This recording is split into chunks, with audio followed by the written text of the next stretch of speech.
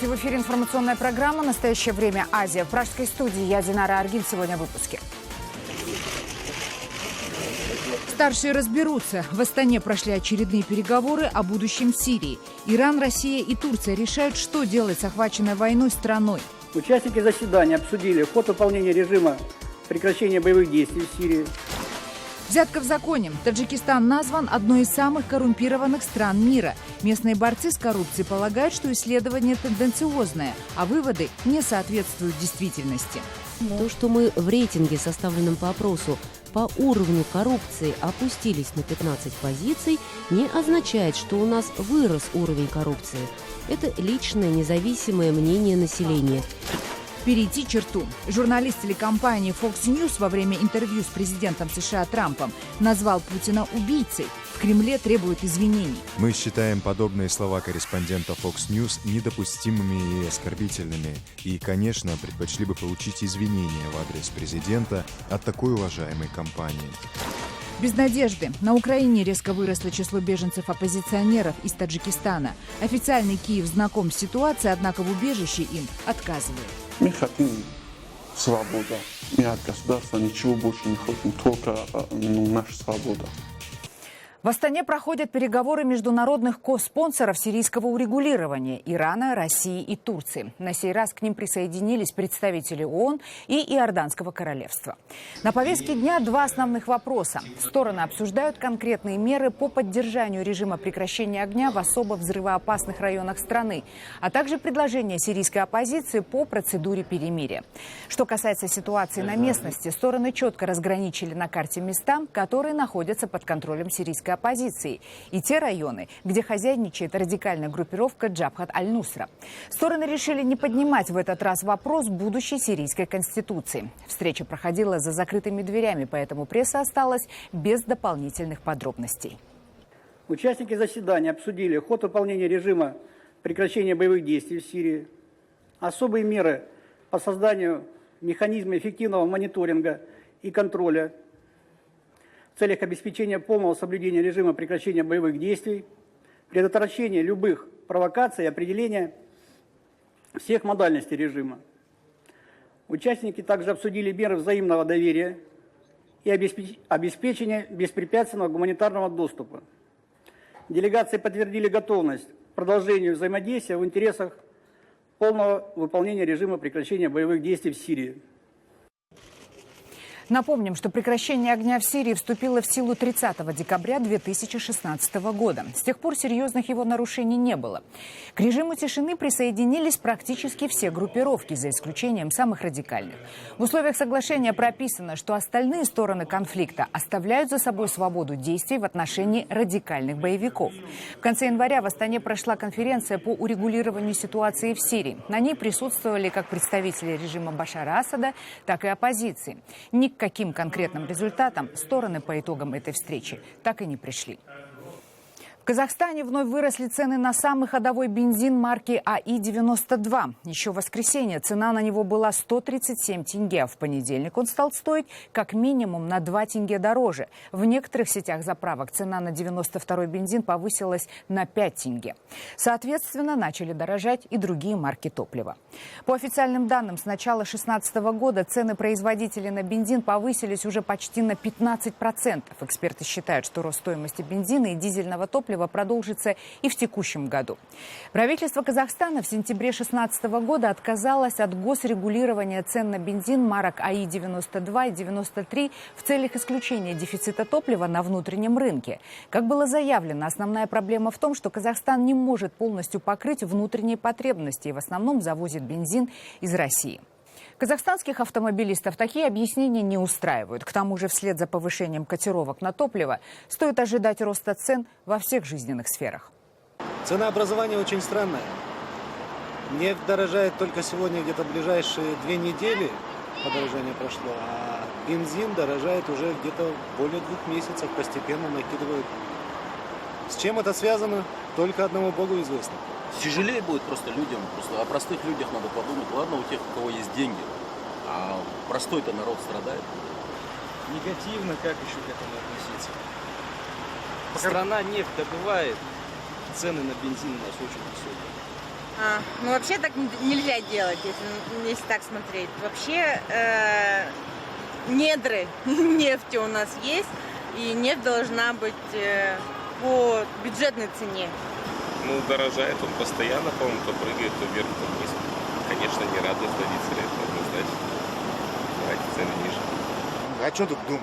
Повышается цены на бензин, повышается цены на остальное, продукты питания и все остальное. Плохо, конечно, а что с этим делать? Мое мнение, гнать этих надо всех. Какое больше мнение? Везде доллар, нефть дешевеет, а у нас бензин дорожает. Как это понять? Таджикистан вошел в список стран с наивысшим уровнем коррупции. В рейтинге за 2016 год, который составила международная организация Transparency International, республика заняла 151 место из 176. Отчет был составлен по результатам опроса среди населения страны. Однако таджикские власти не считают мнение граждан республики объективным, а эксперты считают, что с коррупцией в Таджикистане вообще бороться бесполезно. С подробностями Анушервон Арипов. Когда получаете различные справки, нужно дать 5-10 самани. Да сейчас же везде платят. Сейчас бесплатно, извините, только даже сыр только в мышеловке. А везде платим. Везде, куда я иду, везде нормально относятся. Все нормально. Когда идешь на прием, у них такса есть. Обязательно за прием нужно платить. У кого такса? У врачей. 50% таджикистанцев давали взятки в последние 12 месяцев, говорится в докладе Transparency International «Люди и коррупция». Отчет составлен по результатам опроса, проведенного среди населения страны. Согласно полученным данным, Таджикистан находится на 25-м месте по уровню коррупции в мире. И это несмотря на заявленные властями новые меры по ее предотвращению. В глобальной антикоррупционной коалиции считают, что Таджикистану пока не удалось добиться ощутимых успехов в борьбе с этим явлением. У нас все коррумпировано сверху донизу, как и везде. Весь СНГ, постсоветские все эти республики, у них это везде. Это система, это болезнь. Если надо лечить, надо полностью всю систему лечить. В основном взятки даешь в сельских администрациях, коммунальным службам. Тоже, наверное, народное образование, медицина тоже, гаишники. Взяточники. Так сказать, не знаю, но говорят, везде говорят, что вот это медицина, это просвещение, говорят вот эти. Коррупция в Таджикистане стала явлением обычным и привычным, говорят граждане страны. Примерно треть жителей полагает, что платить в черную приходится практически везде, даже несмотря на заявленное бесплатное образование и медицину. Самыми же коррумпированными ведомствами люди называют прокуратуру, таможню, налоговые и судебные органы, милицию и госавтоинспекцию. В результате это влияет на уровень жизни, значительно сокращает конкурентную среду в целом во всех сферах и особенно в экономике, и народ страдает. А узкая группа людей, используясь случаем, все больше использует возможность и сложившуюся ситуацию в свою пользу. В антикоррупционном ведомстве страны считают, что исследования показали рост уровня коррупции в Таджикистане потому, что опрос в этот раз проводился у более активной части населения – предпринимателей, торговцев и юридически более грамотных таджикистанцев. Эти данные, по мнению борцов с коррупцией, не отражают реальное положение вещей. То, что мы в рейтинге, составленном по опросу, по уровню коррупции опустились на 15 позиций, не означает, что у нас вырос уровень коррупции. Это личное независимое мнение населения. Люди выразили свое мнение. В Таджикистане в последние годы с коррупцией борются особо активно. За подобные правонарушения законодательно ужесточили наказание. Эксперты считают, что власти в прошлом году пошли на отчаянный шаг, назначив сына президента страны главой антикоррупционного ведомства, в надежде, что он сможет переломить ситуацию. Я думаю, здесь несколько причин. Прежде всего, отсутствие парламентского и общественного контроля. Во-вторых, недостаточная политическая воля, неправильная кадровая политика, кумовство, трайбализм, местничество, регионализм, принцип двойных стандартов. когда в основном руководители связаны между собой, не только с точки зрения идеологии и политической партии, в том числе имеют семейно-клановые отношения, оно сказывается негативно на борьбу с коррупцией. Семейно-клановые отношения во всех эшелонах власти привели к тому, что чиновники даже не боятся брать взятки, говорят эксперты. Недавно тоже вроде были очередные кадры перестановки, увольнения, отправили в отставку, но большинство из них, опять-таки, той или иной форме назначаются на другие должности, что говорится о приоритете местничества и семейно-клановых амбиций и интересов над национальными интересами. С коррупцией в Таджикистане сегодня бороться бесполезно, считают эксперты. Для того, чтобы с ней покончить, в первую очередь необходимо провести открытые и серьезные выборы руководства страны. Также необходимо разделить ветви власти, в открытую бороться с чиновниками и высшими должностными лицами, нарушающими закон, и, наконец-то, покончить с клановой системой. Анушервон Арипов, Насим Исамов. Настоящее время. Таджикистан. Далее в программе. Перейти черту. Журналист телекомпании Fox News во время интервью с президентом США Трампом назвал Путина убийцей. В Кремле требуют извинений. Мы считаем подобные слова корреспондента Fox News недопустимыми и оскорбительными. И, конечно, предпочли бы получить извинения в адрес президента от такой уважаемой компании. Без надежды. На Украине резко выросло число беженцев-оппозиционеров из Таджикистана. Официальный Киев знаком с ситуацией, однако в убежище им отказывает. Мы хотим свободу. Мы от государства ничего больше не хотим, только наша свобода. За последние сутки 6 украинских военных получили ранения в зоне боевых действий на Донбассе. Об этом на брифинге сообщил представитель Министерства обороны Украины Александр Матузяник. Относительное затишье установилось в прифронтовых городах к минувшим выходным. Это дало возможность международным организациям и волонтерам со всей Украины доставить гуманитарные грузы мирным жителям Авдеевки.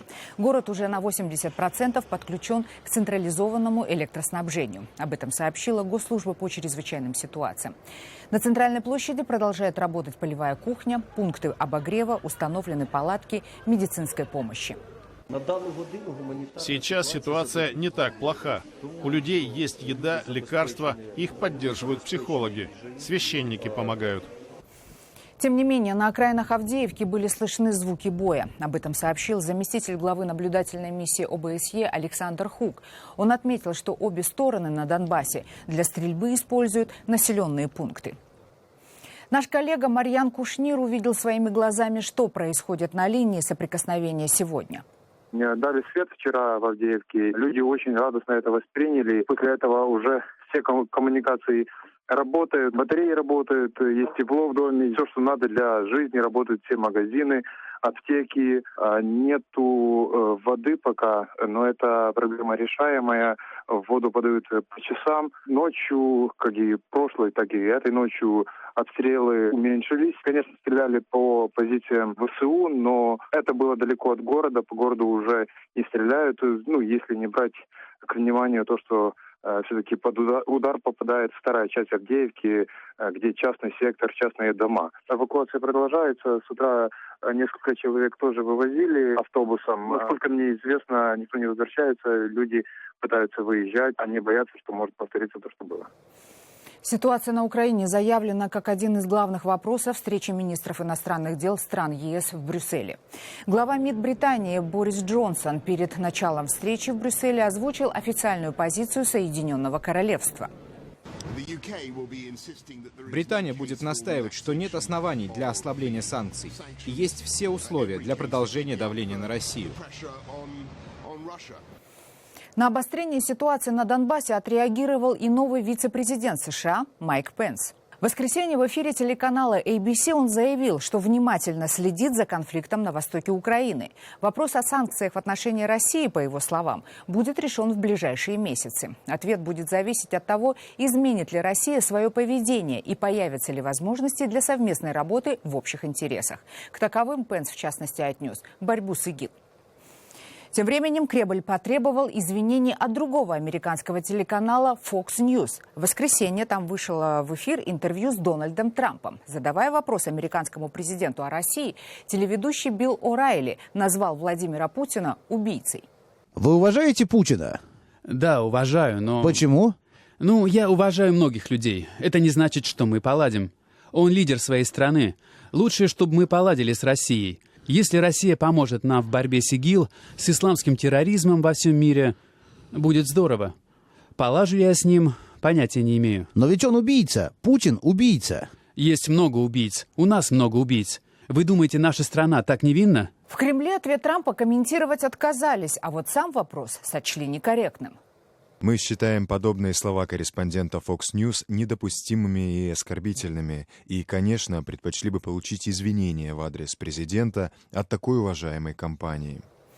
Пока ни Трамп, ни О'Райли не дали никаких комментариев по этому поводу. Мы спросили у обозревателя «Радио Свобода» Брайана Уитмара, почему ведущий американского телеканала позволил себе назвать Путина убийцей. Я бы предполагал, что речь идет о несколько, мягко говоря, подозреваемых убийствах, которые произошло во время, когда Путин был во власти. Я имею в виду Политковская, я имею в виду Александр Литвиненко, я имею в виду Борис Немцов. Поэтому он, по-моему, говорил об этом. И, может быть, он говорил о ситуации конфликта на Украине, для которого Путин носит ответственность, и где почти 10 тысяч людей уж погиб. Вот это... Но я бы сказал, что Билл О'Райли — это не первый человек, который этого сказал о Путине. Джон Маккейн, например, тоже так сказал. Поэтому это не очень скандальное, не очень спорное предположение. Тем временем президент Дональд Трамп согласился встретиться с лидерами НАТО. Это произойдет в мае. Об этом Трамп заявил после телефонного разговора с генеральным секретарем Альянса Йенсом Столтенбергом. Во время предвыборной кампании Трамп неоднократно называл военный блок устаревшим и критиковал европейские страны за недостаточные, на его взгляд, взносы в бюджет организации. В заявлении, выпущенном Белым домом, говорится, что Трамп и Столтенберг обсудили, цитата, «как побудить всех союзников НАТО к исполнению своих обязательств по расходам на оборону». Во время воскресного разговора Трамп и Столтенберг также обсудили возможность мирного разрешения конфликта на востоке Украины. На Украине растет количество беженцев из Таджикистана. В основном это общественные активисты и члены закрытой таджикскими властями партии Исламского Возрождения. Несмотря на то, что на родине им грозят аресты, украинские власти в статусе беженцев таджикам отказывают. В ситуации разбиралась Ирина Кононенко. Вот этот режимный объект на северной границе Украины с Беларусью – последнее убежище для многих беженцев без документов из стран бывшего СНГ. Среди таких оказался и Самат. Самат вырос и учился в Таджикистане. После окончания школы, не имея денег на высшее образование, он уехал на заработки в Россию. По его словам, там вместе с единомышленниками он защищал права таджиков, боролся за свободу слова у себя на родине и требовал равенства. Мы хотим свободу. Мы от государства ничего больше не хотим, только наша свобода. Что такое свобода в вашем понимании? Ну, по демократическому закону каждый человек должен у каждого человека есть свое право. У Таджикистана только право выбора умирает все. Свобода слова нет в Таджикистане. Мы никому не угрожал. Но мы требуем только от народа Таджикистана, чтобы требовать свою свободу. Есть закон, пусть, допустим, по правилам закона, хотя по 50%, но не дает 1% нету закон, 1% действия нету в Таджикистане. Нету. Закон как будто вообще нету. Есть закон только у Рахмонов. Кто не подчиняет Рахмонов, все. Самат говорит, ему пришлось бежать. Выбор пал на Украину. Но ему не повезло и в этой стране. В статусе беженца местный суд отказал. Теперь Самаду грозит экстрадиция на родину. Факты, которые, кричущие факты, о том, что это лицо действительно нуждается в дополнительной защите в Украине, потому что на родине он может быть подвергнут несправедливому суду, пыткам, даже жестокому обращению, они были проигнорированы. И после того мы были вынуждены написать заявление в Европейский суд, приостанавливать свое удворение до выяснения всех обстоятельств. По данным Миграционной службы Украины, о специальном статусе в 2016 году попросили около 20 граждан Таджикистана. Большинство из них, так же как и Самат, боятся расправы лидеров своего государства за несогласие с политикой страны. Только после изучения всех обстоятельств миграционная служба принимает обоснованное решение.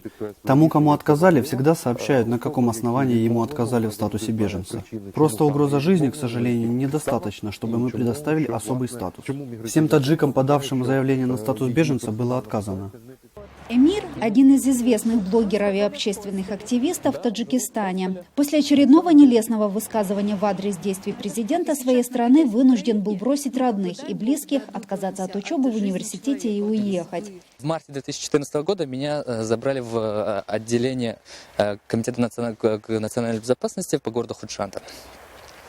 Там, в принципе, мне четко дали знать, либо ты используешь свой потенциал, умение воздействовать на массу во благо правительства, либо тебя посадить. Посадить легко. Посадим, либо уезжай из Таджикистана. Эмир еще надеется, что чиновники Украины разрешат ему жить и работать на территории страны официально и не откажут в статусе беженца. Правозащитник Максим Буткевич давно изучает политику и общественные настрои Таджикистана. Он подтверждает, что все несогласные с режимом в опасности. В Таджикистане давний утвержденный жесткий авторитарный режим. Тем не менее, именно там, в единственной постсоветской стране Центральной Азии, существовала политическая исламская легальная партия, которая представляла собой оппозицию. Это использовалось властями, чтобы показать, что в Таджикистане демократия. Это была игра. И сейчас исламская партия вне закона. И все люди, которые хоть как-то высказывают свое мнение, действительно арестовываются или убиваются, даже на территории других государств. Мы попросили власти Таджикистана прокомментировать настоящему времени заявление беженцев в Украине. Прежде всего, надо исходить из нашего законного решения судебных властей Таджикистана, потому что они анализировали всю историю этих движений и приняли решение, что они опасны для нашей государственной независимости. И это основывается на том, что они связаны с террористическими организациями, которые окажут влияние на тех групп, которые могут быть связаны с ИГИЛом, Талибаном или еще каких-то экстремистско направленных группировок. Пока украинские правозащитники борются с системами двух стран, такие как Самат, возвращаться на родину не планируют. Я для себя не переживаю. Там у меня родственники будет проблема, у меня брату, у меня семья будет проблема. Только выбор смерть. Так. Ирина Кононенко, Александр Бевс. В настоящее время Киев. Это были все новости, о которых мы хотели вам рассказать. Читайте нас в социальных сетях и смотрите на сайте currenttime.tv. Мы встретимся с вами завтра в это же время. Всего доброго.